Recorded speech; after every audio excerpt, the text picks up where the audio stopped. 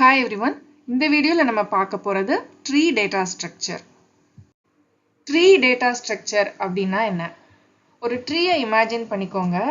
ட்ரீல அடி பார்ட்ல ரூட் இருக்கும். அந்த ரூட்டுக்கு மேல ஸ்டெம் இருக்கும். ஸ்டெம்ல இருந்து நிறைய branches இருக்கும். ஒவ்வொரு branchலயும் நிறைய leaves இருக்கும். இந்த மாதிரி ஒரு hierarchical structureல நோட்ஸ் எல்லாம் அரேஞ்ச் ஆகி இருக்கிறத தான் ட்ரீ டேட்டா ஸ்ட்ரக்சர் அப்படின்னு சொல்றோம். இந்த நோட்ஸ் எல்லாம் ஒன்னோட ஒன்னு எட்ஜஸ் மூலமா கனெக்ட் ஆகியிருக்கும். இப்போ டெஃபினிஷன் பார்க்கலாம். A tree is a non-linear and hierarchical data structure consisting of a collection of nodes connected by edges. Non-linear அப்படின்னா இதுல ஒவ்வொரு நோட்ஸும் சீக்வென்ஷியல் ஆர்டர்ல, அதாவது ஒன் ஆஃப்டர் அனதர் அந்த ஆர்டர்ல அரேஞ்ச் ஆகி இருக்காது. ஹைரார்கிக்கல் ஸ்ட்ரக்சர்ல தான் அரேஞ்ச் ஆகி இருக்கும். அதாவது லெவல் பை லெவல், இது ஒரு லெவல், இது இன்னொரு லெவல், இது அடுத்த லெவல், இந்த மாதிரி லெவல் பை லெவல்ல அரேஞ்ச் ஆகி இருக்கிறது தான் இந்த ட்ரீ டேட்டா ஸ்ட்ரக்சர்.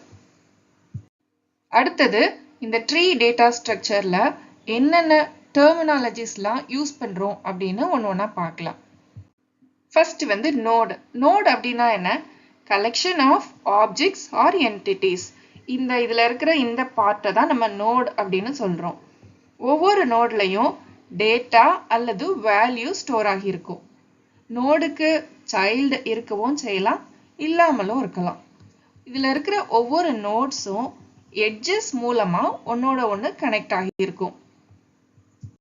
அடுத்தது எட்ஜ் அப்படின்னா என்ன?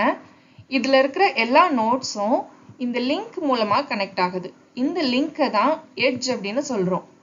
இப்போ ஒரு ட்ரீல n நம்பர் ஆஃப் நோட்ஸ் இருந்துச்சு அப்படின்னா அந்த ட்ரீல n-1 நம்பர் ஆஃப் எட்ஜஸ் இருக்கும். இப்போ இந்த ட்ரீயை பார்த்தோம் அப்படின்னா 1 2 3 4 5 6 7 நம்பர் ஆஃப் நோட்ஸ் இருக்குது. அப்போ 7 நோட்ஸ் இருந்துச்சு அப்படின்னா நம்பர் ஆஃப் எட்ஜஸ் 6 இருக்கும். 1 2 3 4 5 6. இதத்தான் எட்ஜஸ் அப்படின்னு சொல்றோம். அடுத்தது ரூட். ரூட் அப்படின்னா ஒவ்வொரு ட்ரீலையும் இந்த டாப் மோஸ்ட் நோடை தான் நம்ம ரூட் நோட் அப்படின்னு சொல்றோம். இந்த ரூட் நோட்ல இருந்து தான் மிச்ச நோடு கனெக்ட் ஆகியிருக்கும். எல்லா ட்ரீலையும் ஒரே ஒரு ரூட் நோடு தான் இருக்கும். இந்த ரூட் நோடுக்கு பேரண்ட் இருக்காது. அடுத்து பேரண்ட். பேரண்ட் அப்படின்னா எந்த நோடுக்கு ஒன் ஆர் மோர் சில்ட்ரன் இருக்குதோ அதுதான் பேரண்ட் நோட் அப்படின்னு சொல்றோம். இப்போ இந்த நோடு எடுத்துக்கிட்டோம் அப்படின்னா இதுக்கு 2 சில்ட்ரன் இருக்குது. அப்போ இது ஒரு பேரண்ட் நோடு. இந்த நோடு எடுத்துக்கிட்டோம் அப்படின்னா இதுக்கும் 2 சில்ட்ரன் இருக்குது, இதுவும் ஒரு பேரண்ட் நோடு தான். அதே போல இந்த நோடு எடுத்துக்கிட்டோம் அப்படின்னா இதுக்கும் 2 சில்ட்ரன் இருக்குது, அப்போ இதுவும் பேரண்ட் நோடு தான். அடுத்தது சைல்டு நோடு. சைல்டு நோடு அப்படின்னா எந்தெந்த நோடுக்கெல்லாம் பேரண்ட் இருக்குதோ அதைத்தான் நம்ம சைல்டு நோட் அப்படின்னு சொல்றோம். அப்படி பார்த்தோம் அப்படின்னா இந்த ரூட் நோடை தவிர மிச்ச எல்லா நோட்ஸும் சைல்டு நோட்ஸ் தான். இந்த ரூட் நோடுக்கு மட்டும் பேரண்ட் கிடையாது, மிச்ச எல்லா நோட்ஸுக்கும் பேரண்ட் இருக்குது. அதனால இது எல்லா நோட்ஸும் சைல்டு நோட்ஸ். அடுத்தது லீஃப் நோடு. லீஃப் நோடு அப்படின்னா it does not have any child. எந்த நோடுக்கு சைல்டு கிடையாதோ அதைத்தான் லீஃப் நோட் அப்படின்னு சொல்றோம். அப்படி பார்த்தோம்னா இந்த லாஸ்ட் லெவல்ல இருக்கிற எல்லா நோட்ஸும் லீஃப் நோட்ஸ் அப்படின்னு சொல்லுவோம். ஏன்னா இதுக்கு சைல்டு எதுவும் கிடையாது. It is also called external or terminal nodes. அடுத்தது sibling. Siblings are the nodes that belong to the same parent. Sibling அப்படின்னா என்ன? நமக்கு கூட பிறந்த பிரதர்ஸ் ஆர் சிஸ்டர்ஸ் தான் சிப்ளிங் அப்படின்னு சொல்லுவோம்.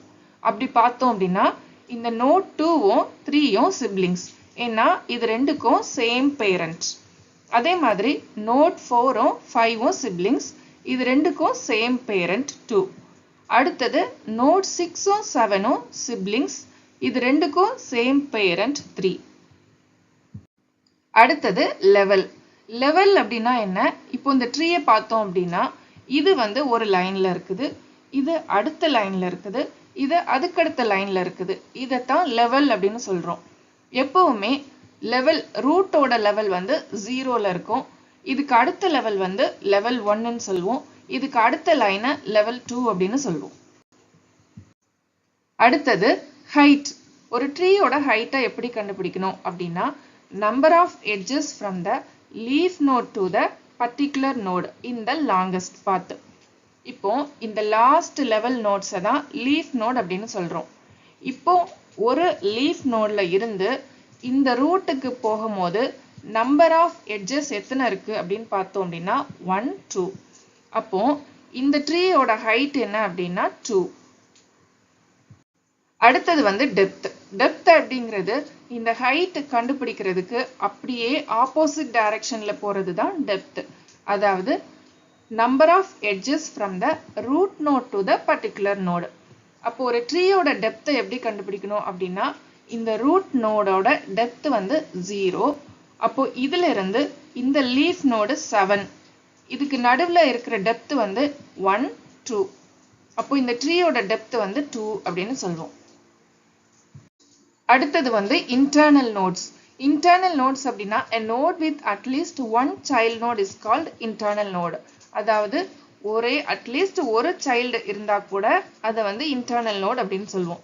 அப்படி பார்த்தோம் அப்படின்னா இந்த லீஃப் நோட்ஸை தவிர மிச்ச எல்லா நோடுக்கும் ஏதாவது ஒரு சைல்டு இல்லைன்னா 2 சைல்டாவது இருக்கும். இதுதான் இன்டர்னல் நோட்ஸ் அப்படின்னு சொல்றோம்.